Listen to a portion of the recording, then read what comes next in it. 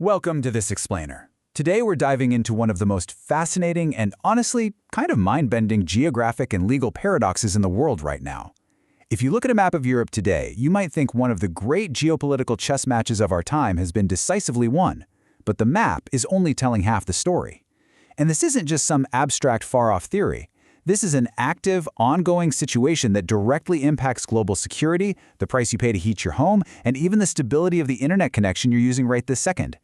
Okay, let's jump right into this, because while the map looks like a total victory for NATO, the reality out on the water tells a completely different story. Every single day, massive tankers with no clear flag and no confirmed owners slide right through European waters, and when Western navies actually try to step in and stop them, advanced military jets suddenly appear overhead. It turns out this supposed NATO lake has crocodiles in it, and they're swimming right past our backyards. Section 1. The NATO Lake Illusion, Mapping the New Reality. To wrap our heads around this paradox, we first need to look at how incredibly fast the borders around the Baltic Sea have shifted. For decades, the Baltic was this carefully balanced mix of NATO members, neutral nations, and Russia. But the war in Ukraine completely flipped the calculus practically overnight. In 2023, Finland abandoned its long-standing careful neutrality to join the alliance. Then, the very next year, Sweden, a country that had remained officially neutral since the days of Napoleon, did the exact same thing. These incredibly swift additions turned a mixed sea into an almost entirely allied body of water. It created what analysts immediately dubbed a NATO lake.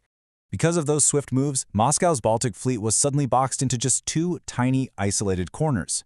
You've got St. Petersburg tucked deep in the northeast of the Gulf of Finland, and Kaliningrad. Kaliningrad is a heavily armed Russian exclave wedged tightly between Poland and Lithuania, meaning it's now entirely surrounded by NATO members.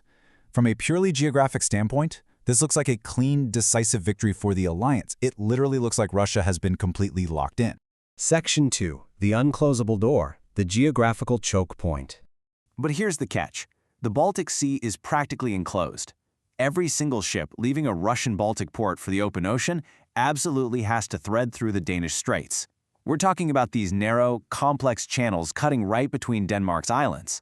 In theory, that single saltwater bottleneck makes Denmark the ultimate gatekeeper of the Baltic. If you want to get out to the Atlantic Ocean, you have to go right past their front door. But the gatekeeper's hands are tied. A 19th century treaty severely restricts Denmark's authority over this vital choke point. Because these are international straits, ships have a legally protected right to pass through. Denmark can watch them, sure. They can take photographs. They can even radio the crew and ask for papers. What they absolutely cannot do is reach out and physically stop a vessel that's simply sailing through on what looks like a lawful voyage. It's genuinely wild to think about. Modern navies are essentially handcuffed by a treaty signed before the invention of the light bulb. The door was built by treaty to stay permanently open. Section 3. Russia's Shadow Fleet, Bypassing the Map. And this is exactly the loophole Moscow uses, because, well, maps don't move oil. To get its crude out, Russia relies on what analysts call a shadow fleet. We are talking about an estimated 1,000 aging, often rusting tankers operating globally. They hide behind these massive webs of shell companies. They register themselves to tiny nations that just don't ask questions, and they carry incredibly dubious insurance. And that last part, that matters to you and me. Because if one of these decrepit ships spills millions of barrels of oil off a European coast, their shady insurance companies will likely just vanish. European taxpayers will be left footing a multi-million-dollar environmental cleanup bill, but since these ships basically never dock in European ports, they slip right through the administrative cracks. Just look at the scale of this. 292! In 2025 alone, there were 292 voyages made by EU-sanctioned tankers straight through Danish territorial waters. That is nearly one every single day. Western nations were deeply frustrated by the brazenness of it all, so they demanded to see insurance papers and significantly cranked up their monitoring. But here's the thing. Gathering evidence for future sanctions doesn't actually stop the ships in the moment. They just kept right on sailing, past the cameras. Section 4. The Cable War, Sabotage Beneath the Surface. But these aging ships aren't just an economic workaround. The story goes deep beneath the surface, where at least 11 critical power lines, data cables, and gas pipelines have been severely damaged since October 2023. The method is brutally simple and honestly brilliantly ambiguous. Basically, an aging ship drops its anchor, drags it for miles across the seabed, and snaps whatever it crosses. Is it deliberate, state-sponsored sabotage? Or is it just an incredibly careless crew on a decrepit vessel? You can't exactly declare an official war over what might just be a maritime accident. And that gives the perpetrators absolute, complete, plausible deniability. To put a number on that destruction, $70 million. That is the estimated damage caused on Christmas Day 2024 when a tanker named the Eagle S allegedly dragged its anchor for an astonishing 62 miles along the seabed.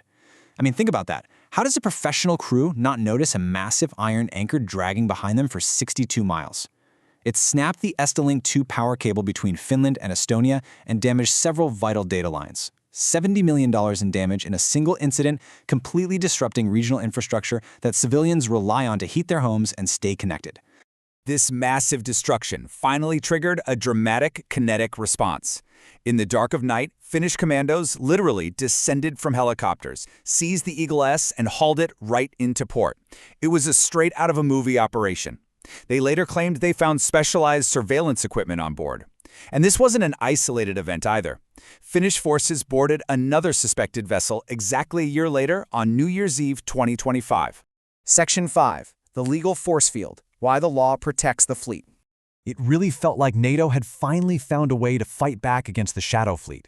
But then, the legal system caught up with the military response. In October 2025, a Finnish court completely dismissed the Eagle S case. Yep. Despite the dramatic helicopter raid, despite the surveillance equipment they found, and despite the extensive $70 million in damage, the case was just thrown out. It was an incredibly frustrating moment for Western allies who really felt they had finally caught the culprits red-handed. The reason it was thrown out all comes down to international maritime law. Because the incident occurred in international waters aboard a foreign flag ship, Finland actually has zero jurisdiction to prosecute the crew. The authority to punish them belongs strictly to the flag state, the country where the ship is legally registered. And often, that's a tiny island nation thousands of miles away in the Caribbean or the Pacific that has absolutely no navy and no intention whatsoever of launching an investigation. It's a bitter irony. The very freedom of the seas that NATO exists to protect actually serves as a legal force field for the Shadow Fleet. NATO could prove exactly what happened, but they couldn't legally punish anyone. Section 6. The Crocodile. The Military Escalation. So, what happens when the law fails? Estonia decided to push the boundaries, driven by sheer frustration over this unchecked infrastructure damage happening right off their shores.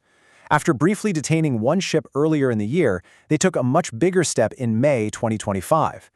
Out in the Gulf of Finland, Estonia sent a patrol boat, a helicopter, and an aircraft to intercept and thoroughly inspect a sanctioned, unflagged tanker named the Jaguar. They were ready to finally enforce the rules on the water. And that is exactly when Russia dropped all pretense of ambiguity. Moscow instantly scrambled a highly advanced Su-35 fighter jet. And this jet didn't just fly by. It actually crossed directly into Estonian airspace, physically escorting and guarding the tanker from the sky. NATO responded in a heartbeat. Portuguese F-16s were rushed into the area to monitor the Russian jet. Suddenly, you've got this highly volatile, tense standoff involving heavy military hardware right above the crowded, narrow waters of the Baltic. Nobody fired a single shot, but the implications were absolute and chilling. These supposedly rogue Shadow Fleet ships, they are effectively operating as strategic assets under armed Russian protection. The Crocodile had officially shown its teeth. Shortly after this incident, Estonia quietly concluded that physically detaining these Shadow Fleet tankers simply wasn't worth the immediate risk of triggering a broader armed escalation.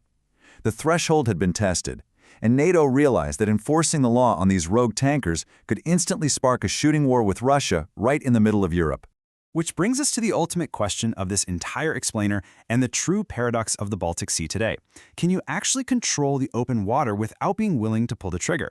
Treaties, troops, and coastal territory only goes so far if the water in between remains completely untamed. It leaves European infrastructure, internet connectivity, and basic physical security constantly vulnerable to anyone willing to exploit the gray areas. I want to leave you with this perfectly distilled quote from our sources. The Baltic is a lake NATO won on the map and cannot fully police on the water. It turns out ownership of the shore was the easy part. Until the alliance is willing to close that massive gap between owning the coastline and actually controlling the open water, the Crocodiles will just keep swimming right through the middle of it. Thanks so much for joining me on this explainer, but I'll leave you with this final thought to consider. If international maritime law was written for a world of peace, how long can democracies survive playing by the rules when their adversaries have already thrown the rulebook overboard?